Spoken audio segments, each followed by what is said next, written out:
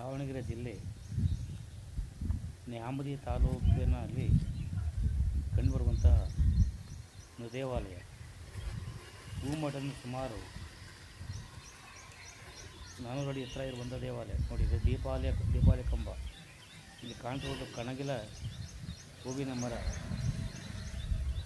ಸುಮಾರು 400 ವರ್ಷಗಳ ಹಿಂದೆ ಈ ದೇವಾಲಯ ನಿರ್ಮಾಣ ಮಾಡಿದ್ದು ಎನ್ನಬಹುದಾಗಿದೆ. ಇತಿಹಾಸಕಾರರು ಇದರ ಮೇಲೆ ಬೆಳಕು ಚೆಲ್ಲಬೇಕಾಗಿದೆ. ಪೂರ್ಣ ಕಲ್ಲಿನ ದೇವಾಲಯದ ಪಡಸಾಲೆಯಲ್ಲಿ ಉಬ್ಬು ಶಿಲ್ಪಗಳಿವೆ. ಪೂರ್ಣ ಕಲ್ಲಿನಿಂದ ಮಾಡಿರುವಂಥ ದೇವಾಲಯ, ಆಗಿನ ಕಾಲ ಸಿಮೆಂಟಿನಿಂದ ಮಾಡಿರುವಂಥ ದೇವಾಲಯ.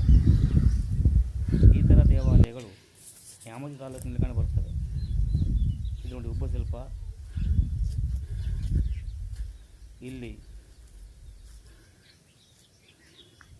ಮಜ್ಜಿಗೆ ಕಡಿಯುತ್ತಿರುವುದು. ಬಹುಭಾಗ ಈ ಭಾಗದ ಜನ ಕೃಷಿಕರೇ ಎಂದು ಹೇಳಬಹುದು. ಹೌದು, ನೆನಪು ಮಾಡ್ಕೋಬೇಕು ನಾವೀಗ. ಉಬ್ಬು ಶಿಲ್ಪಗಳಿವೆ. ಶ್ರವಣಕುಮಾರನ ಚಿತ್ರ ಇದೆ. ಇಲ್ಲಿ ನಾವು ದಿವಸ ಆಡ್ಲಿಕ್ಕೆ ಬರ್ತಿದ್ವಿ ಅಂತ ನೆನಪು ಮಾಡಬೇಕು.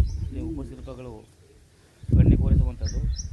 ಹಳ್ಳಿ ಜನಗಳಾಗಿದ್ದರಿಂದ ಅದಕ್ಕೆ ಸುಣ್ಣಗಳನ್ನೆಲ್ಲ ಬಡಿದು ಅವು ಕಾಣದಂತೆ ಮಾಡಿದ್ದಾರೆ. ನೋಡಿ, ಇಲ್ಲಿ ಮಜ್ಜಿಗೆ ಕಡಿಯುತ್ತಿದ್ದಾರೆ. ಅದು ಕುದುರೆ ಏರಿ ಬರುತ್ತಿದ್ದಾರೆ. ಅನೇಕ ಉಬ್ಬು ಶಿಲ್ಪಗಳಿವೆ. ಕೆಳಭಾಗದಲ್ಲಿ ಒಂದು ಶಾಸನ ಕಲ್ಲಿದೆ. ನೋಡಿ, ಮಜ್ಜಿಗೆ ಕಡಿಯುತ್ತಿರುವ ಚಿತ್ರ. ಇಲ್ಲಿ ಮುರುಡಗಿರಿ ರಂಗನಾಥ ನಮ್ಮೂರಿನ ಹಳೆಯ ದೇವಾಲಯ. ಸಂತೋಷದಿಂದ ಸತಿಪತಿಯರು ಹಾಲು ಕಳೆಯಲು ಮಗ್ನರಾಗಿರ್ಬೋದು. ದಾದಾಗ ದಪ್ಪ ಕಾಣ್ತದೆ, ಹಂಗೆ ಮಾಡಬಾರ್ದಾಗಿತ್ತು ಅವರು. ಸಿಂಹದ ಚಿತ್ರ.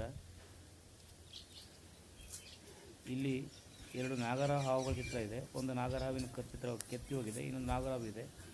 ನಿಧಿ ಕಾಯಿಲೆ ಇಲ್ಲಿ ಹಾವು ಇರ್ತದೆ ಎಂದು ಹೇಳುತ್ತಿದ್ದರು. ನಾವು ಇಲ್ಲಿ ಶಾಲೆಗೆ ಓದಲು ಬರುವಾಗ ಇಲ್ಲಿ ಹೆಚ್ಚು ಅಭ್ಯಾಸ ಮಾಡಿಕೊಳ್ತಿದ್ದೆವು. ತುಂಬ ಶಾಂತವಾದ ಸ್ಥಳ. ಒಳಾಂಗಣದಲ್ಲಿ ಮೊದಲ ಕಂಬದಲ್ಲಿ ಗಣೇಶನ ವಿಗ್ರಹ ಕಂಡುಬರುತ್ತದೆ. ಇಲ್ಲಿ ಮೇಲೆ ಕಮಲ ಚಿತ್ರಗಳು ಕೆತ್ತಲ್ಪಟ್ಟಿವೆ. ಇತಿಹಾಸಕಾರರು ಈ ದೇವಾಲಯಗಳ ಬಗ್ಗೆ ಹೆಚ್ಚಿನ ಬೆಳಕು ಚೆಲ್ಲಬೇಕಾಗಿದೆ. ಇದು ಗರ್ಭಗುಡಿ.